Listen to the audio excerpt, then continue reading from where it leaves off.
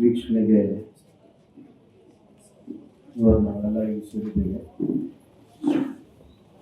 ಈ ಸಮಾರಂಭದಲ್ಲಿ ಭಾಗವಹಿಸಿರುವಂಥ ಈ ಭಾಗದ ಜನಪ್ರಿಯ ಶಾಸಕರಾದ ಚಂದ್ರ ಲಮಾಣಿಯವರು, ಬಿಜೆಪಿಯ ಮಂಡಲದ ಅಧ್ಯಕ್ಷರಾದ ಸುನೀಲ್ ಮಹಾಶೇಷರು, ರೈತ ಮೋರ್ಚಾದ ಅಧ್ಯಕ್ಷರಾದಂಥ ಶ್ರೀ ಬಸವರಾಜ್ ಹಿಂಗೋಳ್ಮಠವರೇ, ಬಸವರಾಜ್ ಇಟ್ಗಿಯವರೇ ಜಿಲ್ಲಾ ರೈತ ಮೋರ್ಚಾದ ಅಧ್ಯಕ್ಷರು, ಶ್ರೀ ನಾಗರಾಜ್ ಕುಲಕರ್ಣಿಯವರೇ, ಸಮೀರಪ್ಪನವರೇ, ಲಿಂಗರಾಜ್ ಪಾಟೀಲ್ರೇ, ಇಂದ್ರೆಡ್ಡಿಯವರೇ, ಫಕೀರೇಶ್ವರೇ, ನೆರೆದಿರುವಂಥ ಎಲ್ಲ ಗಣ್ಯಮಾನ್ಯರೇ ಹಾಗೂ ಮಾಧ್ಯಮ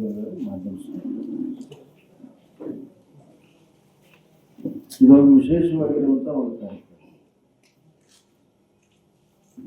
ಹಿಂದಿನ ಯಾವುದೇ ಪ್ರಧಾನಮಂತ್ರಿಗಳು ಮಾಡದಿರುವಂಥ ಜನರ ಜೊತೆಗೆ ನೇರವಾಗಿ ಸಂಪರ್ಕವನ್ನು ಇಟ್ಕೊಂಡು ಇಡೀ ದೇಶದಲ್ಲಿ ಆಗುತ್ತಿರುವಂಥ ಒಳ್ಳೆಯ ಕೆಲಸಗಳು ಅವುಗಳನ್ನು ಇಡೀ ದೇಶಕ್ಕೆ ತಿಳಿಸಿ ಎಲ್ಲರಿಗೂ ಕೂಡ ಅದರಿಂದ ಪ್ರೇರಣೆಯನ್ನು ಪಡ್ಕೋಬೇಕನ್ನುವಂಥ ದೃಷ್ಟಿಯಿಂದ ಮನ್ ಕಿ ಬಾತನ್ನು ಹೇಳಿದ್ದಾರೆ.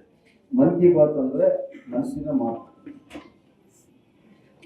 ಮನಸ್ಸಿಗೆ ಬಹಳ ಸಂತೋಷ ಕೊಡುವಂಥ, ಸ್ಫೂರ್ತಿ ಕೊಡುವಂಥ ವಿಚಾರವನ್ನು ಪ್ರಧಾನಮಂತ್ರಿಗಳು ಹಂಚ್ಕೊಳ್ತಾರೆ. ತಿಂಗಳಿಗೊಮ್ಮೆ ಇದು ನಡೀತಿದೆ. ಒಂದು ತಿಂಗಳಲ್ಲಿ ದೇಶದಲ್ಲಿ ಯಾವ್ಯಾವ ಒಳ್ಳೊಳ್ಳೆ ಕೆಲಸ ಆಗಿದ್ದಾವೆ ಅವುಗಳನ್ನು ಅಲ್ಲಿ ಕ್ರೋಢೀಕರಿಸಿ ಆ ತಿಂಗಳ ಕೊನೆಗೆ ಮನ್ ಕಿ ಬಾತ್ ಮುಖಾಂತರ ಹೇಳ್ತಾರೆ. ಈಗ ಇವತ್ತು ಕರ್ನಾಟಕದಿಂದ ಹಿಡಿದು ಜಮ್ಮು ಕಾಶ್ಮೀರದಿಂದ ಹಿಡಿದು ಮಣಿಪುರದಿಂದ ಹಿಡಿದು ಹಲವಾರು ರಾಜ್ಯಗಳಲ್ಲಿ ಜನಸಾಮಾನ್ಯರು ಮಾಡಿರುವಂಥ ಅಸಾಮಾನ್ಯ ಕೆಲಸ, ಸಾಮಾನ್ಯ ಜನರು ಮಾಡಿರುವಂಥ ಅಸಾಮಾನ್ಯ ಕೆಲಸ ಅಂದರೆ ಒಂದು ಸಾಧನೆಗಳು, ಜನಸಾಮಾನ್ಯರು ಅದ್ಭುತವಾಗಿರುವಂತಹ ಸಾಧನೆಯನ್ನು ಮಾಡಿದ್ದಾರೆ. ಸಂಘ ಸಂಸ್ಥೆಗಳು ಏನು ಸಾಧನೆ ಮಾಡಿದ್ದಾವೆ ಅವುಗಳನ್ನೆಲ್ಲ ನಮ್ಗೆ ತಿಳಿಸ್ಕೊಟ್ಟಿದ್ದಾರೆ. ಉದಾಹರಣೆಗೆ ದುಬೈದಲ್ಲಿ ಇರುವಂಥ ಮಕ್ಕಳಿಗೆ ಕನ್ನಡ ಕಲಿಬೇಕನ್ನುವಂಥ ದೃಷ್ಟಿಯಿಂದ ಹೆಂಗೆ ಕನ್ನಡ ಶಾಲೆ ಶುರುವಾಯಿತು. ಅದೇ ರೀತಿ ಮಣಿಪುರಿನಲ್ಲಿ ಸೋಲಾರ್, ಅಲ್ಲಿ ಹಳ್ಳಿಯಲ್ಲಿ ಗುಡ್ಗಾಡಿದ ಪ್ರದೇಶ, ಅಲ್ಲಿ ಎಲೆಕ್ಟ್ರಿಸಿಟಿ ಇರಲಿಲ್ಲ, ಕರೆಂಟ್ ಇರಲಿಲ್ಲ. ಸೋಲಾರಿಂದ ಹೆಂಗೆ ಕರೆಂಟನ್ನು ಉಪಯೋಗ ಮಾಡಿಕೊಂಡ್ರು. ಹಲವಾರು ರೀತಿಯಲ್ಲಿ ಈ ಕಾರ್ಯಕ್ರಮಗಳು ನಮಗೆಲ್ಲ ಗೊತ್ತಾಗ್ತದೆ. ದೇಶವನ್ನು ಜೋಡಿಸುವಂಥ ಕೆಲಸವೂ ಕೂಡ ಇವತ್ತು ಪ್ರಧಾನಮಂತ್ರಿಗಳು ಮಾಡ್ತಾ ಇದ್ದಾರೆ. ದೇಶದಲ್ಲಿ ಸಾಮಾನ್ಯ ಜನರನ್ನ ಹತ್ತಿರದಿಂದ ಕೇಳುವಂಥ, ಮಾತನಾಡಿಸುವಂಥ ಒಂದು ದೊಡ್ಡ ಪ್ರಯೋಗ ನಿರಂತರವಾಗಿ ನಡೆದಿದೆ. ಇದು ವರ್ಷದ ಕೊನೆಯ ಮನ್ ಕಿ ಬಾತ್. ಮುಂದಿನ ವರ್ಷ 26ರಿಂದ ಮತ್ತೆ ಜನವರಿಯಲ್ಲಿ ಪ್ರಾರಂಭ ಆಗ್ತದೆ. ಇವತ್ತು ಇದರಿಂದ ಬಹಳಷ್ಟು ಜನರಿಗೆ ಲಾಭ ಆಗಿದೆ, ಬಹಳಷ್ಟು ಜನರಿಗೆ ಪ್ರೇರಣೆ ಸಿಕ್ಕಿದೆ. ಇವತ್ತಿಲ್ಲಿ ಸುರುಳಿ FPO ಇದೆ. ಈ FPO ಹುಟ್ಟಿದ್ದು ಇಂಥ ಒಂದು ಮನ್ ಕಿ ಬಾತಿನಲ್ಲಿ ಕೆಲವು ರೈತರೆಲ್ಲ ಸೇರಿ ಒಂದು ಸಂಸ್ಥೆಯನ್ನು ಪ್ರಾರಂಭ ಮಾಡಿದ್ರು. ಅವರು FPO ಕರಿತಿರಲಿಲ್ಲ. ಆ ಸಂಸ್ಥೆ ರೈತರು ಬೆಳೆದಂಥ ಮಾಲನ್ನು ಅವರೇ ಮಾರಾಟ ಮಾಡಿ ಅದರ ಲಾಭವನ್ನು ಹಂಚ್ಕೊಳ್ತಾ ಇದ್ದಾರೆ. ವೈಯಕ್ತಿಕವಾಗಿ ಮಾರಾಟ ಮಾಡೋದಕ್ಕಿಂತ ಎಲ್ಲ ಸಾಮೂಹಿಕವಾಗಿ ಮಾರಾಟ ಮಾಡಿ ಒಳ್ಳೆ ಧಾರಣೆಯನ್ನು ತಗೊಂಡು ರೈತರೇ ನಡುಕಿನ ದಲಾಲಿಗಳನ್ನು ದೂರ ಮಾಡಿ ರೈತರೇ ಮಾರಾಟ ಮಾಡಿರುವಂಥ ಒಂದು ಪ್ರಯೋಗ ಇತ್ತು. ಅದು ಗೊತ್ತಾದ ಮೇಲೆ ಅದನ್ನು ಮನ್ ಕಿ ಬಾತಲ್ಲಿ ಪ್ರಧಾನಮಂತ್ರಿಗಳು ಹೇಳಿದರು. ಆವಾಗ ವಿಚಾರ ಹುಡುಕವ್ರಿಗೆ ಇದು ಇಡೀ ದೇಶದ ತುಂಬ ಇದನ್ನು ಯಾಕೆ ಮಾಡಬಾರ್ದು ಅಂಥೇಳಿ ಇವತ್ತು ನಮ್ಮ ಸುರುಳಿಯ ರೈತ ಉತ್ಪಾದಕರ ಕಂಪನಿಯನ್ನು ಮಾಡಿದ್ದಾರೆ. ಇದು ಕೂಡ ಬಹಳ ಚೆನ್ನಾಗಿ ನಡೀತಾ ಇದೆ. ಇಲ್ಲಿ ಲಾಭ ಎಷ್ಟು ಮಾಡಿರ್ಪ 1000 ಶೇರ್ದಾರ್ ಇದ್ದಾರೆ ನೋಡಿ, 3.5 ಕೋಟಿ ರೂಪಾಯಿ. ನಾವು ಯಾರು ಕೂಡ ಅನ್ಕೊಂಡಿರಲಿಲ್ಲ ಸುರುಳಿಗೆ 3.5 ಕೋಟಿ ರೂಪಾಯಿ ವ್ಯವಹಾರವನ್ನು ಮಾಡಕ್ಕೆ ಸಾಧ್ಯ ಇದೆ ಅಂತ. ನಮ್ಮೊಳಗೆ ಗೊತ್ತಿರಲಿಲ್ಲ. ನಮ್ಮ ಸಾಮರ್ಥ್ಯ ನಮಗೆ ಗೊತ್ತಾಗ್ತದೆ. ನಾವು ಬೇರೆಯವರ ಮೇಲೆ ನಂಬಿಕೆ ಇಡ್ತೀವಿ. ಇಲ್ಲಿಯೇ ಹುಡುಗರು ಪ್ರಾರಂಭ ಮಾಡಿ 3.5 ಕೋಟಿ 1,000 ಶೇರ್ದಾರನ್ನು ಮಾಡಿ 3.5 ಕೋಟಿ ಟರ್ನ್ ಓವರ್ ಮಾಡಿ ಅದನ್ನು ಅದರಲ್ಲಿ 10, 15, 20 ಲಕ್ಷ ರೂಪಾಯಿ ಲಾಭವನ್ನು ಮಾಡಿ ಒಂದು ದೊಡ್ಡ ಸಂಸ್ಥೆಯಾಗಿ ಬೆಳೆಯೋದಕ್ಕೆ ಸಾಧ್ಯ ಇದೆ. ರಾಯಚೂರಿನಲ್ಲಿ ಇಂಥದ್ದೊಂದು FPO ಇದೆ. ಅವರು ಇವತ್ತು 200 ಕೋಟಿ ರೂಪಾಯಿ ಟರ್ನೋವರ್ನ ಮಾಡ್ತಾರೆ. 200 ಕೋಟಿ ರೂಪಾಯಿ ಟರ್ನೋವರ್ನ ಮಾಡ್ತಾರೆ. 200 ಕೋಟಿ ರೂಪಾಯಿ ವ್ಯವಹಾರಗಳನ್ನು ಮಾಡ್ತಾರೆ. ಒಂದು ಸಣ್ಣ ವಿಚಾರ, ಒಂದು ಸಣ್ಣ ಪ್ರಯೋಗ, ಒಂದು ಸಹಕಾರ ಮನೋಭಾವನೆಯಿಂದ ಹುಟ್ಟಿರುವಂಥದ್ದು ಇಡೀ ದೇಶವ್ಯಾಪಿ ಇವತ್ತು ರೈತರಿಗೆ ಜಾಗೃತಿ ಮೂಡ್ತಾ ಇದೆ.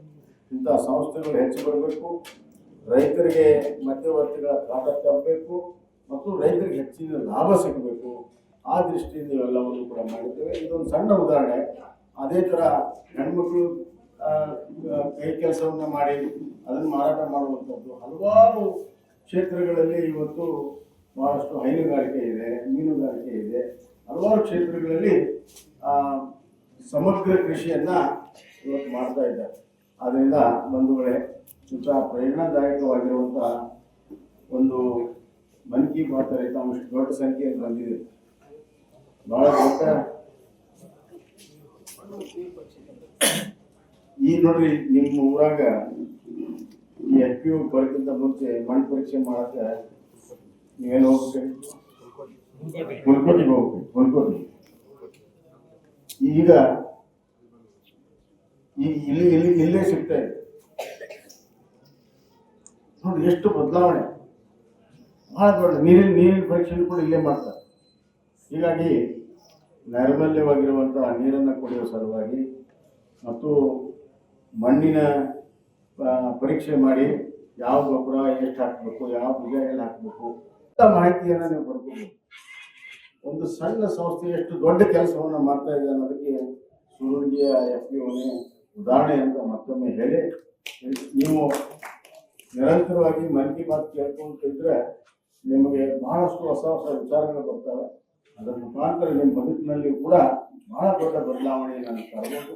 ಇದೇ ನಮ್ಮ ಪ್ರಧಾನಮಂತ್ರಿ ನರೇಂದ್ರ ಮೋದಿಯವರ ಉದ್ದೇಶ, ವಿಕಸಿತ ಭಾರತದ ಉದ್ದೇಶ. ವಿಕಸಿತ ಭಾರತ ಅಂತಂದ್ರೆ ಅಭಿವೃದ್ಧಿ ಆಗಿರುವಂಥ ಭಾರತದ ಉದ್ದೇಶ. ಇವತ್ತು ವಿಶ್ವದಲ್ಲಿಯೇ ನಂಬರ್ 4ನೇ ಸ್ಥಾನದಲ್ಲಿದ್ದೇವೆ. ಈಗ ಮುಂದಿನ 3-4 ವರ್ಷದಲ್ಲಿ ಅದು 3ನೇ ಸ್ಥಾನಕ್ಕೆ ಬರ್ತೀವಿ. ಆರ್ಥಿಕವಾಗಿ 3ನೇ ಸ್ಥಾನಕ್ಕೆ ಬರ್ತದೆ. ಅದು ಹೆಂಗಾಗ್ತದೆ ಅಂತಂದ್ರೆ ಬರೀ ಸರ್ಕಾರಗಳಿಂದ ಆಗುವುದಿಲ್ಲ, ಜನರ ದುಡಿಮೆಯಿಂದ ಆಗುತ್ತದೆ. ವಿಶೇಷವಾಗಿ ಆರ್ಥಿಕತೆ ಬೆಳೆಯೋದು ರೈತರ ಶ್ರಮದಿಂದ, ಕೂಲಿಕಾರನ ಬೆವರಿನಿಂದ. ರೈತರು ಮತ್ತು ಕೂಲಿಕಾರರು ದೇಶವನ್ನು ಕಟ್ತಾ ಇದ್ದಾರೆ. ಯಾರು ಟಾಟಾ ಬಿರ್ಲಾ ಅದಾನಿ ಅಂಬಾನಿ ಕಟ್ಟೋದಿಲ್ಲ. ಈಗ ನಾನು ಮುಖ್ಯಮಂತ್ರಿಯಾಗಿ ನಿಮ್ಮೂರಿಗೆ ಒಂದು 100 ಕೋಟಿ ರೂಪಾಯಿಯ ರಸ್ತೆ ಮಾರ್ಗ ನಾನು ಕೊಟ್ಟೆ ಅಂತೇಳಿ ಇಲ್ಲಿಂದ ಲಕ್ಷ್ಮೇಶ್ವರ ಹೇಳಿದೆ. ಅದೇನು ಬರೀ ಹಳೆ ಒಳಗೆ ಅಷ್ಟೇ ನಾನು ಸ್ಯಾಂಕ್ಷನ್ ಮಾಡಿ, ಬರೀ ಹಳಿ.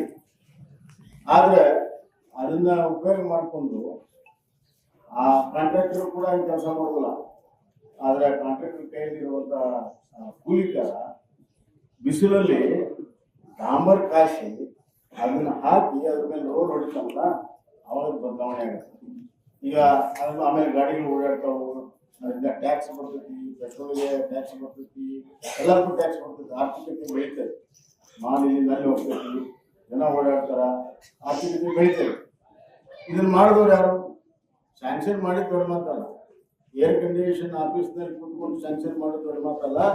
ಆದರೆ ಬಿಸಿಲಲ್ಲಿ, ಮಳೆಯಲ್ಲಿ ಏನು ರೈತ ದುಡಿತಾನೆ, ಕೂಲಿಕಾರ ದುಡಿತಾನೆ, ಅದರಿಂದ ಆಗುವಂಥ ಬದಲಾವಣೆ ದೇಶವನ್ನ ಬೆಳೆಸಕ್ಕೆ ಸಾಧ್ಯ, ಕೊಟ್ಟಕ್ಕೆ ಸಾಧ್ಯ. ಹೀಗಾಗಿ ಇವತ್ತು ಅಂತ ಎಲ್ಲ ಕೆಲಸಗಳಿಗೆ ಸ್ಫೂರ್ತಿಯಾಗಿ ಇವತ್ತು ನರೇಂದ್ರ ಮೋದಿ ಅವರು ತಮ್ಮ ಕಾರ್ಯಕ್ರಮಗಳನ್ನ ಮಾಡ್ತಾ ಇದ್ದಾರೆ. ಜನರನ್ನ ಕಟ್ಟಿಕೊಂಡು ಜನರಿಂದಲೇ ಈ ದೇಶವನ್ನ ಕಟ್ಟುವಂತ ಕೆಲಸವನ್ನ ನರೇಂದ್ರ ಮೋದಿ ಅವರು ಮಾಡ್ತಾ ಇದ್ದಾರೆ.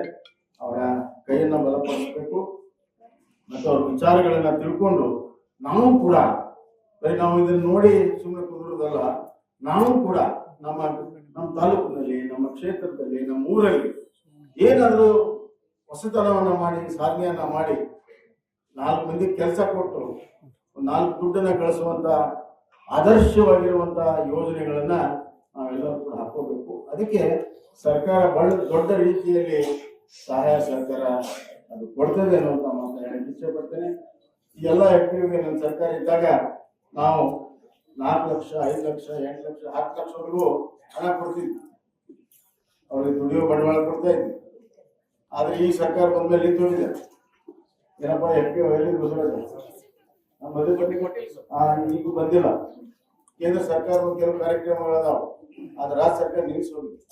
ಪ್ರಗತಿ ಪರವಾಗಿರುವಂತಹ ಜನರಿಗೆ ಬೇಕಾಗಿರುವಂತಹ ಕಾರ್ಯಕ್ರಮಗಳು ಯಾವುದೇ ಸರ್ಕಾರ ಮಾಡಲಿ, ಹಿಂದಿನ ಸರ್ಕಾರ ಮಾಡಲಿ, ಮುಂದಿನ ಸರ್ಕಾರ ಮಾಡಲಿ, ಯಾವುದೇ ಸರ್ಕಾರ ಮಾಡಲಿ, ಅದನ್ನ ನಿಲ್ಲಿಸುವಂತ ಒಂದು ಏನು ವ್ಯವಸ್ಥೆ ಇದೆ ಅದು ಬೇಕು. ಒಳ್ಳೇದಾಗಿದ್ರೆ ಅದು ಮುಂದುವರಿಸಬೇಕು, ಅದರಿಂದ ಕೆಟ್ಟದಾದ್ರೆ ನಿಲ್ಲಿಸ್ಬೇಕು. ಆದ್ರೆ ಒಳ್ಳೇದಾದಾಗ ಅವ್ರು ಮಾಡಿದ್ರು ಅಂತೇಳಿ ಒಳ್ಳೇದ ಜನರಿಗೆ ಒಳ್ಳೇದಾಗೋದನ್ನ ನಿಲ್ಲಿಸಿದ್ರೆ ಜನ ವಿರೋಧಿ ಸರ್ಕಾರ ಆಗ್ತದೆ. ಅದರಿಂದ ಈಗ ಉದಾಹರಣೆಗೆ ನಾವು ರೈತರ ಮಕ್ಕಳಿಗೆ ವಿದ್ಯಾರ್ಥಿ ನಿಧಿ ಕೊಡ್ತೀವಿ, ಅದು ನಿಲ್ಲಿಸಿದ್ದಾರೆ. ರೈತರಿಗೆ ಡೀಸೆಲ್ ಸಬ್ಸಿಡಿ ಕೊಡ್ತೀವಿ, ಅದು ನಿಲ್ಲಿಸಿದ್ದಾರೆ. ಹಿಂದೆ SM ಕೃಷ್ಣ ಅವರು ನಮ್ಮ ರೈತರಿಗೆ ಇನ್ಶೂರೆನ್ಸ್ ಅನ್ನು ಮಾಡಿದ್ರು.